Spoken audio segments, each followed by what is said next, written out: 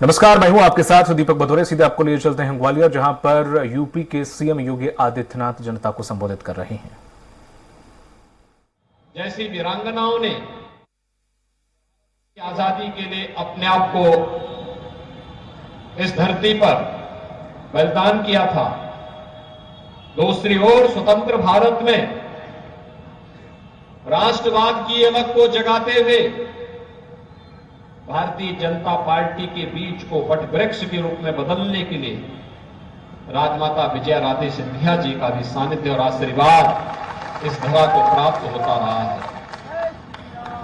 मातृशक्ति की प्रतीक इन दोनों वीरांगनाओं के प्रति उनकी स्मृतियों को नमन करते हुए आप सबका मैं हृदय से अभिनंदन करता हूं। आप सबको दीपावली की और भैया दूज की हृदय से बधाई और शुभकामनाएं भी देता हूं।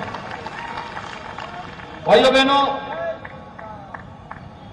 मैं उत्तर प्रदेश से आया हूं, मर्यादा पुरुषोत्तम भगवान श्री राम की पावन जन्मभूमि के प्रदेश से।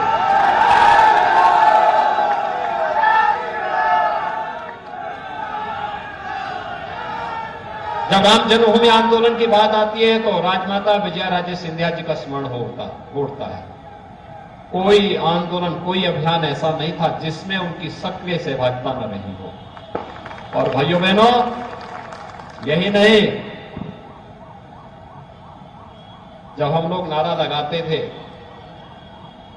राम जन्मभूमि मुक्ति आंदोलन के दौरान, रामलला हम आएंगे, मंदिर वहीं बनाएंगे, तो जय भान सिंह पवैया जी ने नारा दिया था, रामलला हम आएंगे, गुलामी का ढांचा जरूर हटाएंगे। और भाइयों बहनों, 6 दिसंबर 1992 को गुलामी का ढांचा हटा तो राम मंदिर के निर्माण का मार्ग प्रशस्त हो गया। हर व्यक्ति जानता था, लोग बड़ी बड़ी घोषणाएं करें, हर व्यक्ति जानता था कि अगर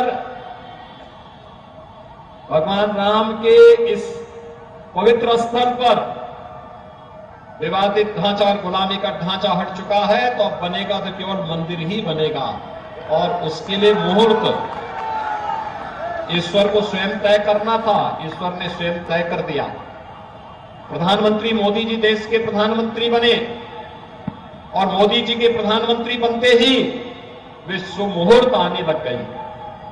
और हम सब कह सकते हैं, हर व्यक्ति कह सकता है, जो लोग हमें पहले कहते थे कि हम नारा तो देते हैं कि रामलला हम आएंगे, मंदिर वहीं बनाएंगे, लेकिन तिथि नहीं बताएंगे, आज हम कह सकते हैं कि रामलला हम आएंगे, मंदिर भी बनाएंगे और तिथि भी बताएंगे। और भाइयों बहनों, 22 जनवरी 2024 हर भारतवासी के लिए, हर सनातन धर्मावलंबी के लिए गौरव की अनुभूति करने वाली तिथि, एक ऐसी तिथि जिस तिथि पर हम सब गर्व कर सकते हैं कि 500 वर्षों का इंतजार समाप्त होगा। अयोध्या में रामलला अपने भव्य मंदिर में विराजमान होकर के राम राज्य की आधारशिला को और मजबूती प्रदान करेंगे। और इस दृष्टि से डबल इंजन की सरकार मध्य प्रदेश में आवश्यक है। भाइयों बहनों, मध्य प्रदेश में यह आवश्यक है। इस दृष्टि से आपका आह्वान करने के लिए मैं विशेष रूप से ग्वालियर में, हिंदुत्व की आधारभूमि ग्वालियर में विशेष रूप से आया हूं। जब हम मर्यादा पुरुषोत्तम भगवान श्री राम की बात करते हैं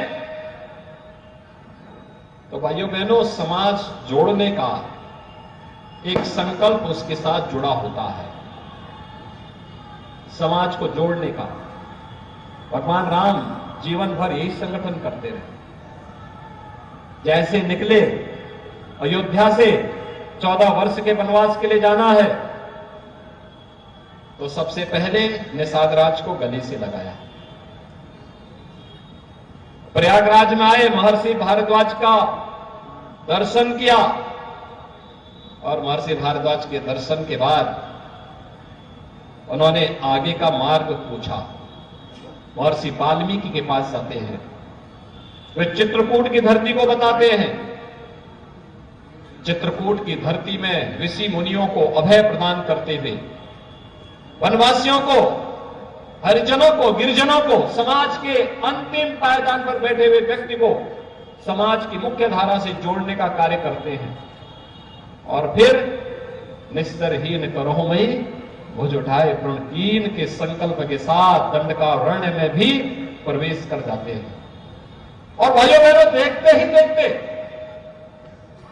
अपने वनवासियों से, आदिवासियों के जन सहयोग से, जनजातियों के सहयोग से उस समय की सबसे बड़ी राक्षसी ताकत को कैसे नेस्तनाबूद किया जा सकता है, यह ताकत भी सबरी के जूठे बेर में भी भगवान राम ने देखे थे। और यह संगठन का वह गुण जो उस कालखंड में प्रभु राम ने करके दिखाया था, आज भी हम सब के लिए अनुकरणीय है। शासन की सबसे आदर्श व्यवस्था आज भी भगवान राम की मानी, राम राज्य की व्यवस्था मानी जाती है। और हम कह सकते हैं कि डबल इंजन की सरकार राम राज्य की आधारशिला को पुष्ट कर रही है, मजबूती प्रदान कर रही है। आपने देखा होगा, बिना भेदभाव के शासन की योजना का लाभ प्राप्त होना, वैश्विक स्तर पर भारत का सम्मान बढ़ना, सुरक्षित सीमाएं और समस्या नहीं बल्कि समाधान पर जोर देना। समाधान, वैश्विक स्तर पर भारत का बढ़ता हुआ सम्मान। आप पूछिए 2014 के पहले के भारत में और 2014 के बाद के भारत में कितना अंतर आया है। पहले भारत का व्यक्ति कहीं जाता था दुनिया में तो भाइयों बहनों शक की निगाहों से देखा जाता था, पता नहीं क्यों आया है, क्या करेगा। आज जब भारत का नौजवान दुनिया के अंदर जहां कहीं जाता है, लोगों के मन में अपार प्रसन्नता होती है कि भारत की प्रतिभा आई है, ये ऊर्जा दुनिया की लोक कल्याण के लिए, मानवता के कल्याण के लिए उपयोगी होगा। ये दृष्टिकोण में ये परिवर्तन आया है। देश का नेतृत्व जैसा होगा, दुनिया की निगाहें देश के प्रति उसी प्रकार की बनेंगी। आज हमारे प्रति, भारत के प्रति ये निगाहें बदली हैं मोदी जी के नाते। भाइयों बहनों, यह परिवर्तन आज हम देख सकते हैं। सीमाएं सुरक्षित हुई हैं। आज दुश्मन भारत की सीमा में नहीं घुस सकता, घुसने का दुस्साहस नहीं कर सकता, और घुसने का प्रयास करता है हमारे बहादुर जवान उससे पहले ही उस देश के अंदर जाकर उसका काम तमाम भी कर देते हैं। न रहेगा बांस न बजेगी। भाइयों बहनों, समाधान किस रूप में देते हैं? कांग्रेस ने समस्या दिया, आतंकवाद की समस्या कांग्रेस ने दी, धारा 370 को समाप्त करके उसका समाधान मोदी जी ने दिया। गरीबी, बेगारी ये समस्या कांग्रेस ने दी, उसका समाधान मोदी जी ने दिया है।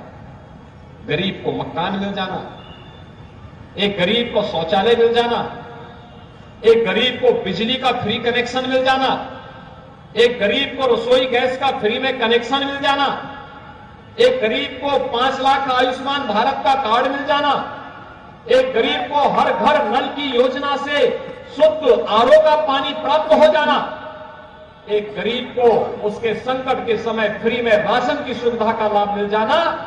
भाइयों बहनों, यही है सबका साथ और सबका विकास। विकास सबका, लेकिन तुष्टीकरण किसी का नहीं।